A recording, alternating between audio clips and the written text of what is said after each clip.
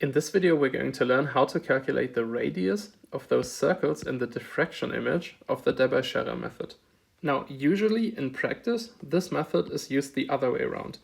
You measure the diffraction angle, and from that diffraction angle, you can calculate the interplanar spacing of the sample's crystal structure, and that indicates what the sample is made of. For practice purposes, however, sometimes professors or teachers like to turn this around. They give you the interplanar spacing and, for example, the wavelength of the incoming X-ray beam and ask you to find the radius of the circles or the diffraction angles. And that's what we're going to do.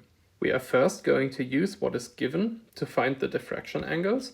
And once we have this angle right here, we can form a triangle and use trigonometry to figure out this radius. Here I made a more technical drawing to make it clear what the problem actually looks like. We have an incoming X-ray beam of wavelength lambda. In our case, 0.05 nanometers. That X-ray beam hits a sample that sits at an angle. So these are the crystal planes of our sample. And what's really important here is that the angle theta is defined with respect to the crystal plane, so that when the X-rays hit the sample, the angle between the crystal plane and the incoming beam equals the reflection angle. And that is necessary for Bragg's law to even work, because if we had two different angles here, this entire thing would fall apart. So we have the wavelength of the X-ray beam given, we have the interplanar spacing of the crystal structure given, that is d, and we also have the distance from the sample to the screen given. So looking at Bragg's law, we have d, we obviously know what 2 is because it's just the number 2, m is the order of diffraction, and lambda is the wavelength.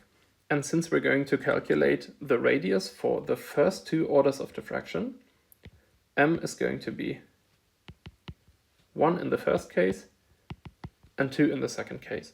Now, in order to find the angle, we simply need to solve this equation for the angle. For that, we're first going to isolate the sine function by dividing by 2d.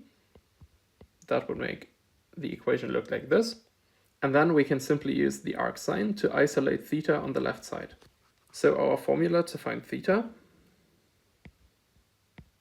is going to be the arc sine of m lambda divided by 2d.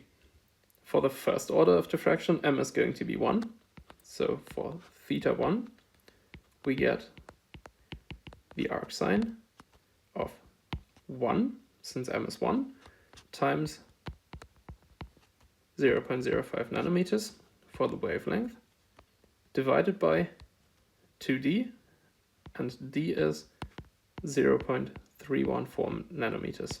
The units both cancel, and plugging this into a calculator, we get 4.57 degrees. And keep in mind that what we are calculating here is theta, this angle right here. Later on, for the triangle, we're going to have to double it. And I'm going to explain why once we reach that point. Let's calculate theta 2 the same way.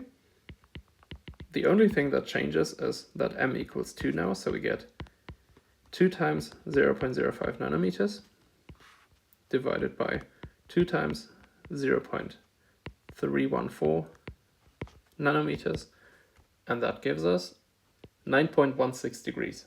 Now, what we're looking to find here is the radius of the circle. In this drawing right here, that would be this distance right here.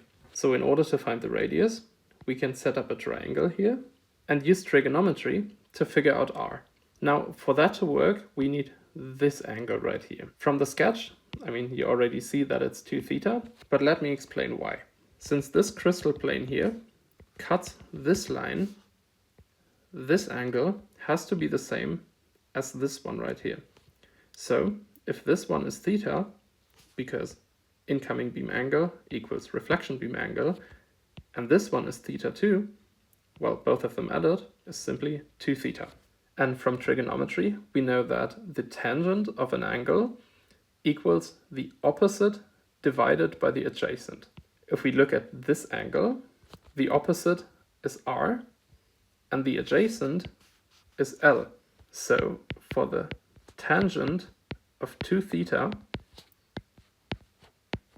we get R over L. Now we can simply multiply by L, and we have successfully isolated the radius, which is the tangent of 2 theta times L. So now that we know that, we can calculate the radius for both orders of diffraction. L is 1 meter, as given above. The tangent of 2 theta for the first angle is the tangent of 2 times 4.57 degrees, and that gives us 0.161 meters. In the second case, we have 1 meter times the tangent of 2 times theta 2, which is 9.16 degrees, and that gives us 0.331 meters. And those are the radii of the first 2 orders of diffraction in this diffraction image. I really hope you found this video helpful, and if you have feedback or any suggestions, please type them into the comments. Thank you so much for watching, and see you in the next one.